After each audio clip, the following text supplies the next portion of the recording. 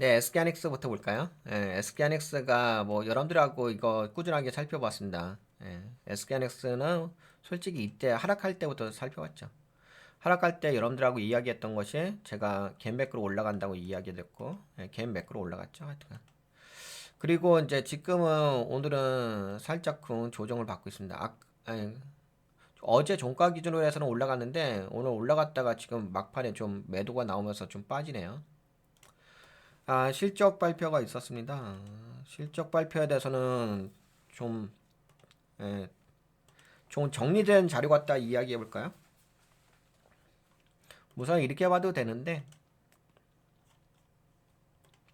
공시를 통해서 살펴봐도 되긴 하죠. 이렇게 봐도 되고, 아니면 뭐 제가 정리한 자료 갖다 봐도 되고, 뭐 여러 가지 보는 방법인데, 우선은 뭐 SK하이닉스에 대해서 약간 소개 좀 해드릴게요. 뭐 SK하이닉스에 대해서 아시는 분들은 다 아시긴 하는데, 예, 그래도 약간 좀 개략적인 것만. 네, SK하이닉스의 비즈니스 모델. SK하이닉스는 반도체와 시스템 반도체를 생산한 글로벌 반도체 기업입니다. 네, 주력 제품으로는 디램과 낸드, 플래시 메모리이며 일반 생산 시설에서는 CIS, CMOS 이미지 센서와 파운드리 사업도 운영하고 있습니다. 네, 디램과 낸드의 역할. 디램은 휘발성 메모리. 데이터를 저장하지만 전원이 끊기며 정보가 사라지는 메모리입니다. 주로 PC, 서버, 스마트폰 등에 사용됩니다. 낸드 비휘발성 메모리. 전원이 끊겨도 저장된 정보를 유지할 수 있는 메모리로 SSD와 같은 스토리지 장치에 사용됩니다. 네, 이외에도 SK하이닉스는 고객의 다양한 요구를 충족하기 위해 CIS와 같은 고사양 반도체도 생산하고 있습니다. 네, 이건 넘어가고. 최근에 그 SK하이닉스의 HBM이 가장 큰 이슈죠. HBM 초고속 데이터 전송이 가능한 고부가치 제품으로 인공지능 AI 및 데이터 센터에 필수적입니다. 그다음에 엔터프라이즈 SSD, 낸드 기반 고성능 스토리지 제품으로 클라우드와 서버 시장에서 높은 수요를 보입니다. 최근 상승 모멘텀. 네, 디램 시장의 회복. 네, 디램은 특히 HBM과 같은 고부가치 제품의 판매가 증가하며 평균 판매 가격이 전분기 대비 10% 중반 상승했습니다. 디램 가격이 좀 올랐다는 얘기죠. 이는 인공지능과 데이터 센터 분야의 수요 증가가 주요 요인으로 작용했습니다. 낸드 시장의 성장.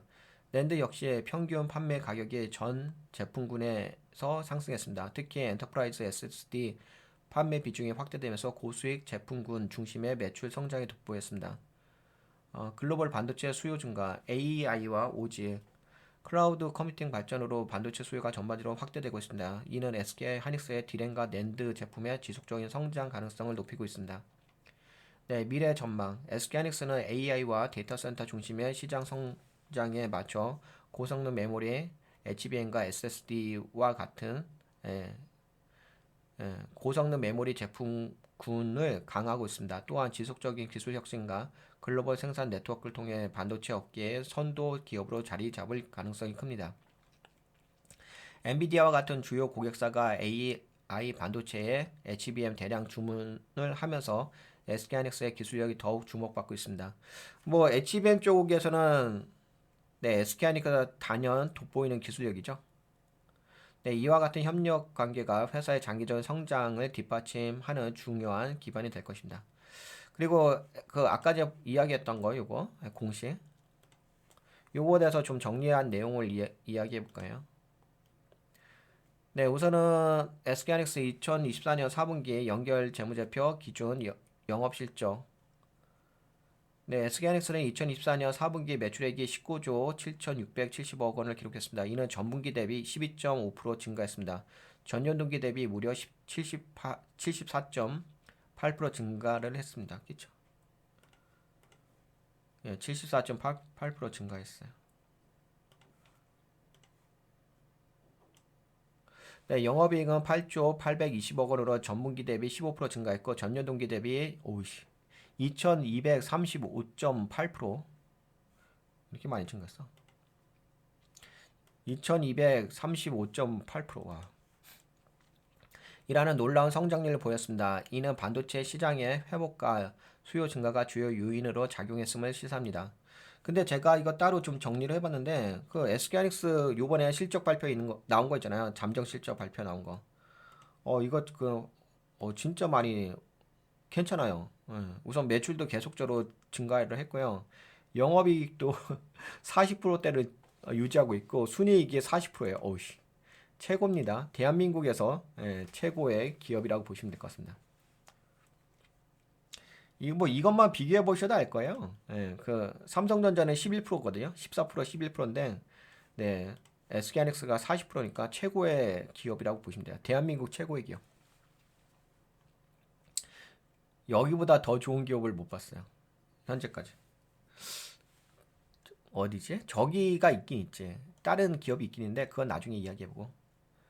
네, 전년 동기인 2023년 4분기에 3,460억 원의 영업이익을 기록했지만 이번 분기에는 8조 원을 넘어서는 수익성이 대폭 개선되었습니다. 순이자와 흑자 전환. 당기 순이익은 8조 64억 원으로 전분기 대비 39.2% 증가했습니다. 특히 전년 동기에는 1조 3,794억 원의 적자를 기록했지만 이번에는 흑자로 전환되었습니다. SK하이닉스가 비용 구조를 효율화하고 고부가치 메모리 반도체 판매에 집중한 결과로 해석됩니다. 2023년 4분기에는 반도체 업황이 악화되어 적자가 발생했지만 2024년에는 시장이 회복되면서 큰 폭의 이익을 낼 수 있었습니다. 매출 증가 요인, 반도체 수요 증가와 가격 상승, 영업이익 증가 요인, 고부가치 제품의 판매 확대 및 원가 절감, 순이익 흑자 전환, 효율적인 경영 관리와 시장 회복, 투자 판단 시 고려할 사항. SK하이닉스는 이번 실적에서 글로벌 반도체 업계의 선두 주자로서 강력한 수익성과 성장 가능성을 입증했습니다. 향후 2025년에도 반도체 수요 증가 및 AI와 같은 신기술 활용의 실적을 뒷받침할 가능성이 큽니다.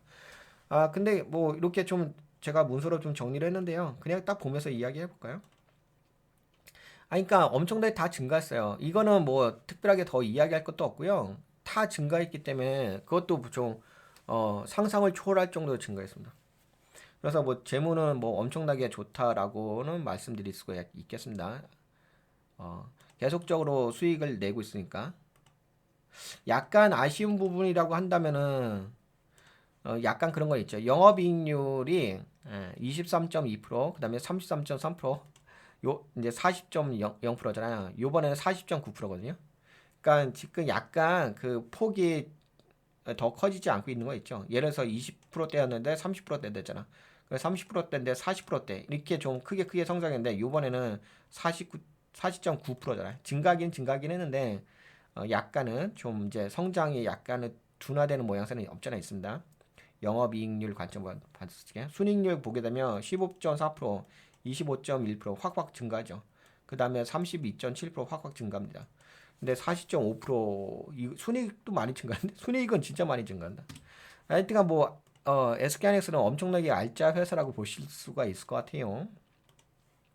그 SK하이닉스에 대한 뭐 기본적인 설명 끝났죠. 그러면은 이제 약간 기술적 관점에서 좀 살펴보도록 하겠습니다.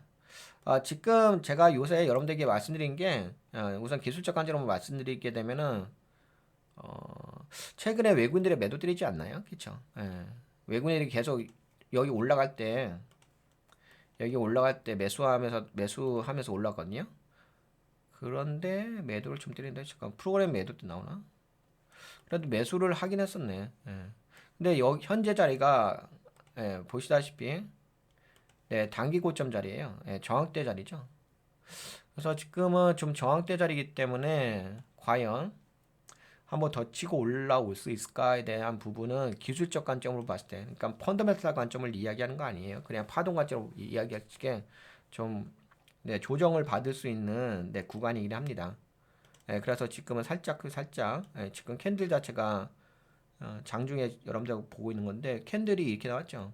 이전 캔들이 이제 유성형 캔들 나오고 나서 그 다음에 하락 확인형 캔들 나왔어요. 그래서 하락 확인형 캔들 나와가지고 이렇게 나왔는데 오늘 이게 여러분들 음봉의 윗골이 뭐죠? 음봉의 윗골은 양봉이죠. 양봉으로 이제 출발했습니다. 그래서 양봉으로 출발했기 때문에 상승 확인형 캔들이 나왔었거든요. 근데 지금이 1시 42분 지나가면서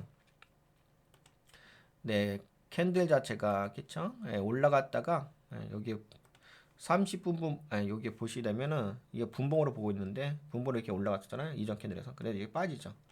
그래서 지금 약간은 윗꼬리가 길어지는 거니까 현재 캔들은 뭐 어떤 캔들이 나오고 있냐면 약간 묘지형 캔들의 모양새가 있죠. 그래서 좀 약간은 매도세에 의해서 빠지고 있는 부분이 있습니다.